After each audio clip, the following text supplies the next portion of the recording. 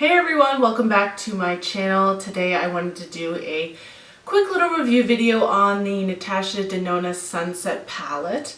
I've had this palette for probably about a month or so, maybe like a month and a half now, and I basically spent like the last 2 weeks or so using this palette only to do looks so that I have a really good idea now of like how the shadows perform, what kind of looks you can do, and I am ready to do a review on this. So this palette is by no means like a newly released palette, but in a way it kind of is. So this palette was released originally probably about a year ago. It sold out really quickly and then was out of stock for months. They did one release, I want to say a couple of months ago, where again it sold out really quickly again, and it's only been in the last probably month or so that this relaunched on Sephora, Beautylish, Natasha Denona's website, and you finally can kind of get your hands on it now if you want to. It looks like it's kind of in stock to stay. So if you know anything about Natasha Denona eyeshadows, you know that they are very pricey. This palette is $162 Canadian, which I think works out to be about $125, $130 American. It's the 15 pan eyeshadow palettes. I have both of the 28 pan eyeshadow palettes, which I really love. The green brown is probably my favorite palette of all time, and then I also have the purple blue palette. She's put out a few other 15 pan palettes. The Star palette came out, the Lila palette, and this Sunset palette like really was calling my name though. I love a good warm tone eyeshadow palette. It's what looks best on me. It's what colors I'm kind of drawn to. I love kind of oranges and reds and yellows and golds.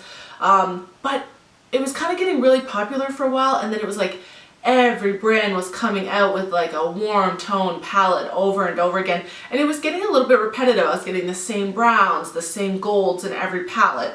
So then I saw this palette and I was like, oh my god. So this palette I think is really unique because you get more than just like those brown and gold shades.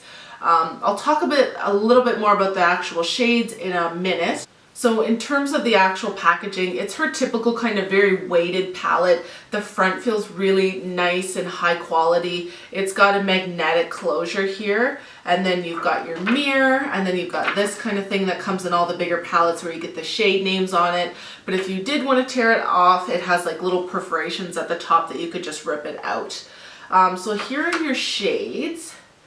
And I'm going to try and get this like nice and close to the camera so you can really kind of see them here.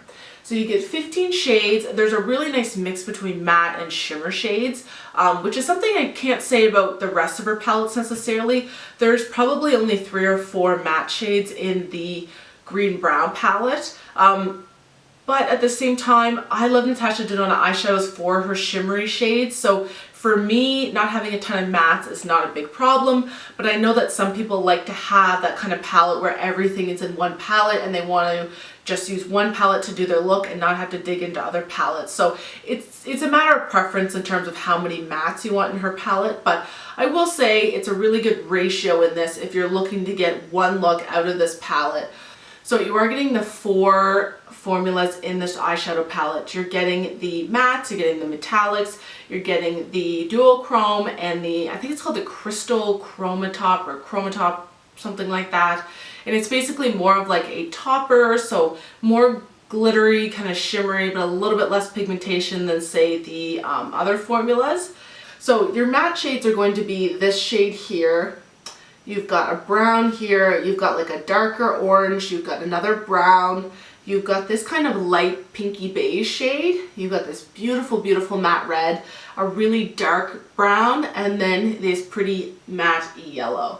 So everything else besides the one I just mentioned are shimmery. And I love that you get this white shade. This is like a white shade but with gold glitter in it. So it looks really pretty as like a brow bone highlight or an inner corner highlight. It's actually so nice that it's the kind of shade that I would, even if I'm not using this palette, I would go dig out to find that shade and use as my brow bone highlight. And then like your shimmery shades are just so beautiful. So this is what I love most about Natasha Denona eyeshadows, is that aside from like the amazing pigmentation and like you just get such a metallic foiled look with her shimmer shades, you get some really unique shades. So like this red down here that has gold glitter in it. Like I don't have anything else like that in my collection. And same with this orange shade up here. It's like orange base, but it's got gold glitter in it. And then even the rest of the shimmers are really beautiful. This is probably my favorite shade in the whole palette because it just looks so beautiful on the lid, and it's just like, you just touch it, it's nice and soft, and then you just get this amazing pigmentation to it. Let me just swatch it here, like right across. So pretty. There is a bit of a learning curve when it comes to using Natasha Denona eyeshadows. So the shimmers are definitely best applied with your fingertips as much as you can. I will definitely try to put as much as I can on my lid with my fingertips, and then when it comes to getting it a little bit more precise, like on the inner corner, or when I'm doing like a cut crease and I need to go around that crease really well, I will take like a brush, wet it with some Fix Plus usually, and then dip in with that. The eyeshadows themselves, if you've ever felt them, they're almost kind of creamy feeling, so they work best when they're kind of left in that state. So don't over powder your eyelids. I remember doing that once and then my eyeshadow didn't really go on very well because I think I overset it with powder. So use your fingertips, don't over powder, and that is how you're going to get the best look from these shades. So I think this palette was really well thought out. I love that you just don't get like a bunch of browns and golds in here. The inclusion of like a matte red and a matte yellow and like including these orange shades really makes it so you can do a ton of different looks with this palette and you're not getting that same kind of warm neutral look every single day.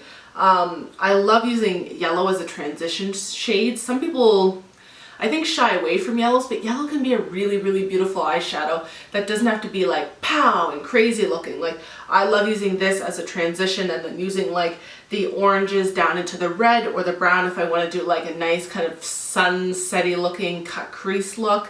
I typically will use these two oranges as my transition shade if I'm doing anything else and like not using the yellow. The only thing I would say about this palette that I probably would have changed is that even though I love orange transition shades, it might not work for somebody who's a lot fairer than me. It might just be too harsh on your skin tone. You might be fair enough to kind of use this shade down here, whereas this would just definitely be like a lid shade for me. So maybe I would have changed it and put like a lighter orange in here. And then this shade to me isn't something that's super interesting. It's not something I like gravitate towards using, but I guess it is kind of nice to have like a light matte shade in the palette. So overall, I'm really, really happy with this palette. I was so scared that the formula was going to be off because of the Tropic palette being such a disaster. I don't know how many of you bought that palette or swatched it, but I remember going in store and being so excited for it because that is this beautiful blue and emerald green and like shimmery yellow shade and this mint kind of color. I was so excited for it, and then I swatched it and the formula was just different. It just wasn't a Natasha Denona eyeshadow formula, and I know there was talk of that there was a new formula and that palette just really, really bombed because the quality was just not good on it. And I knew that this Sunset palette originally came out with like the original formula, but that the kind of new releases that were coming out from now on were going to be the second formula. So I was really scared I was going to get a bunch of eyeshadows that just didn't live up to her normal quality, but I'm very happy to say that this palette is just as good as her 28 pan eyeshadow palettes. I love the layout, I love the looks I can do with this, and to me, if I'm going to pay $160 something for a palette, like this is what I'm looking for it to be. So I'm quite happy with this palette. It gets a thumbs up from me. I'm going to try to insert some swatches of the actual shades and a couple of eye looks that I've done with it over the last few weeks, just so you can get a sense of how it looks on the eyes and what kind of looks I've been doing with it. And I think that's all. That's it. That's all I have to say. So I will see you guys in my next video. Bye.